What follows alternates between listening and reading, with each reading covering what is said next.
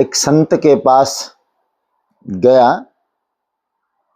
और वो प्रश्न करता है एक महात्मा जी से कि महाराज जी, मेरा मन भगवान में नहीं लगता,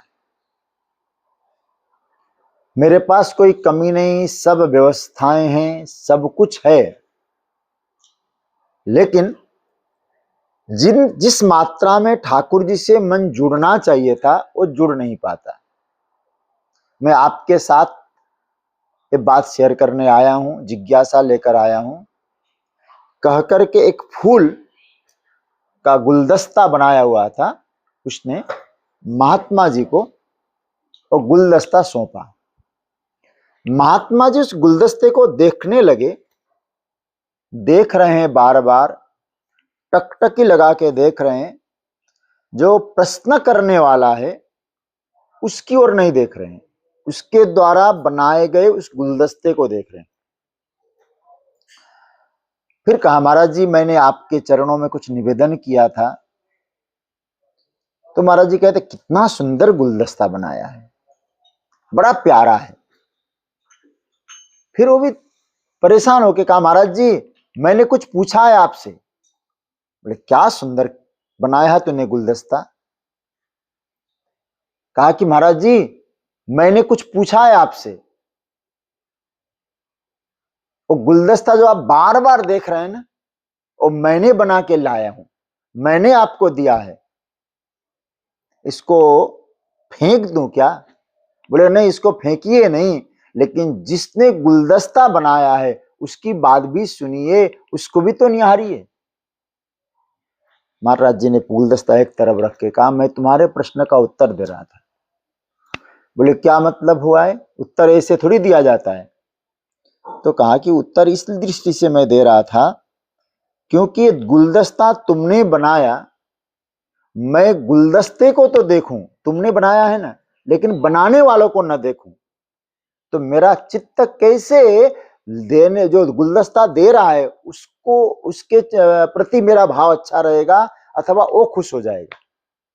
क्योंकि जिसने बनाया है उसको तो न देखूं, जो बनाया वही देखता रहूं, तो देने वाला, बनाने वाला कभी प्रसन्न नहीं होता। तो संपूर्ण जगत स्वयं हम सब यह भगवान के द्वारा निर्मित है।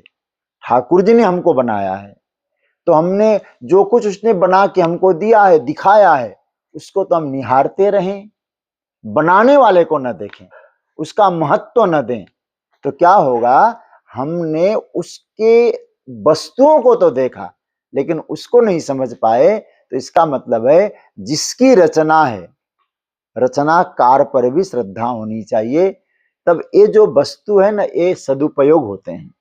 इसका मतलब यह है, हम जो बनी हुई चीज को तो महत्व दें, लेकिन बनाने वालों को महत्व न दें, तो फिर हमारी साधना श्रेष्ठ नहीं मानी जाएगी। तो कभी भी एक मंत्र आता है, रचना का चिंतन करना। जिसने रचना किया है उसका भी चिंतन करो। कभी एकांत में बैठे सोचें, अरे केन श्वेति कृता हंसा, मयूरा केन चित्रिता, केन हरति कृता सूका, सते वृत्तिम विधास्यति।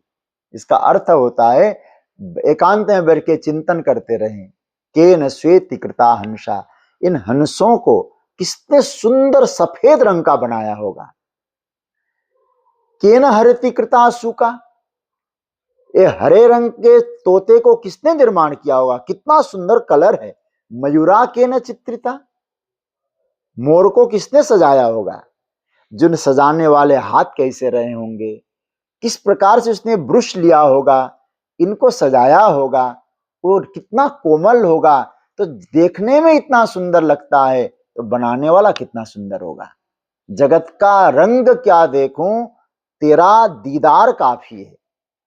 अब इसका मतलब ये हुआ, जो सौंदर्य, जो सुंदरता हम लोग जगत में देख रहे हैं, मोहित हो रहे हैं ना, तो वो जो सौंदर्य का भंडार है वो कैसा है। तो एक बार छोटी सी कथा आती है। एक बार विधाता जो ब्रह्मा जी है ना, ब्रह्मा जी को सृष्टि की आज्ञा दी भगवान ने। तो ब्रह्मा जी ने विचार किया, सृष्टि में यदि आकर्षण न हो तो सृष्टि का विस्तार नहीं होता है। एक दूसरे के प्रति एक आकर्षण होना चाहिए। तो आकर्षण न हो, और आकर्षण के लिए क्या चीज चाहिए? सौंदर्य चाहिए, सुंदरता चाहिए। और सुंदरता तो मेरे पास है ही नहीं, मेरा ही 4 मुख है। तो कैसे सौंदर्य का? तो सौंदर्य का कुछ मटेरियल मुझे मिल जाए जिससे कि फिर हम सुंदरता का निर्माण कर सकें, तो सृष्टि में कुछ सुंदरता डाल सकें। तो विधाता ब्रह्मा जी भगवान के पास गए। भगवान ने कहा क्या करना है? मैंने एक आज्ञा दी है आपको प्रभु। इसी के संदर्भ में आया था। आपने आज्ञा दी सृष्टि का विस्तार करना, लेकिन सृष्टि का विस्तार करो, लेकिन यदि एक दूसरे के प्रति आकर्षण न हो, सृष्टि डेवलप नहीं हो पाएगी। और जब नहीं हो पाएगी तो सृष्टि के विस्तार का कोई औचित्य नहीं है। और डेवलप के लिए आकर्षण चाहिए, और आकर्षण के लिए सौंदर्य चाहिए। तो आपको क्या कहा जाता है? नवनीर नीरज सुंदरम। आप तो परम सुंदर है, तो थोड़ा सा सौंदर्य हमको भी दे दो जिससे कि हम सृष्टि में प्रयोग कर सकें। तो ऐसा कहा जाता है। वो जो सरोवर है ना, बोले हाँ ये सिंधु है, समुद्र के समान है। बोले उस सरोवर में से थोड़ा सा सौंदर्य का जल लेके जाओ। कैसा करें? बोले ये जो तिनका है ना, उस तिनके को डुबा दो सरोवर में। उस तिनके में जितने बिंदु आ जाए, आपके सृष्टि के मटेरियल में उतना बिंदु डाल दो, फिर सृष्टि का विस्तार करो। फिर क्या होगा? बोले उस सिंधु के सौंदर्य के, सिंधु के बिंदु के द्वारा तुम्हारा जो सृजन होगा और सौंदर्यशाली होगा, एक दूसरे के प्रति आकर्षण बनता रहेगा। तो ब्रह्मा जी ने जब सृष्टि चालू कर दी तो ब्रह्मा जी ने एक ही बात कही, आज हम आश्चर्यचकित है। सौंदर्य के सिंधु के बिंदु में जब इतना सुंदरता है, तो सौंदर्य के सिंधु में कितना सुंदरता होगी। इसीलिए ये जो हम लोग सौंदर्य देख रहे हैं जगत में, इस सौंदर्य के सिंधु भगवान के सिंधु के एक बिंदु का के समान है। और सिंधु में कितना सौंदर्य होगा। इसीलिए जगत को देख करके कोषना ने ये भगवान का है। किसी को सौंदर्य देखे, क्या जिसने बनाया होगा वो कितना सुंदर होगा, ध्यान उधर चला जाएगा। इसीलिए व्यक्ति के प्रति आकर्षण नहीं होगा, व्यक्ति के प्रति आसक्ति नहीं होगी। किसी चीज को देखकर जब आप गहराई में जाके सोचेंगे और भगवान से बात जुड़ जाएगी। इसलिए जो भी देखें उसके मूल में जाकर चिंतन करें। फूल सुंदर इसीलिए है क्योंकि मूल से जुड़ा हुआ है। मूल हटा फूल धूल हो जाएगा। तो हम सब का मूल भगवान है, तो हम सब सुंदर लगते हैं, अच्छे लगते हैं। और परम तत्व है, परमात्मा की करुणा है। तो परमात्मा सिंधु है, उस सिंधु के बिंदु का सौंदर्य है। तो सिंधु के सौंदर्य में हम लोग प्रवेश करें।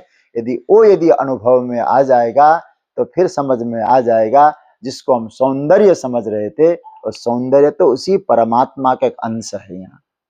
इसलिए कोई अच्छी वस्तु दिखाई दे तो समझ लो जैसे गुलदस्ता बना के ले जाने वाले को न देखकर गुलदस्ते को देखा जाए तो गुलदस्ता बनाने वाला खुश नहीं होगा। फिर तो संसार बनाने वाला जो है ना, संसार को ही देखते रहेंगे, संसार तो ठाकुर का गुलदस्ता है। तो एक बार गुलदस्ता बनाने वाला भगवान को भी देख लें तो उस पर नजर जाए ना, ये गुलदस्ते भी फीके पड़ेंगे, ठाकुर का सौंदर्य ही नजर आएगा।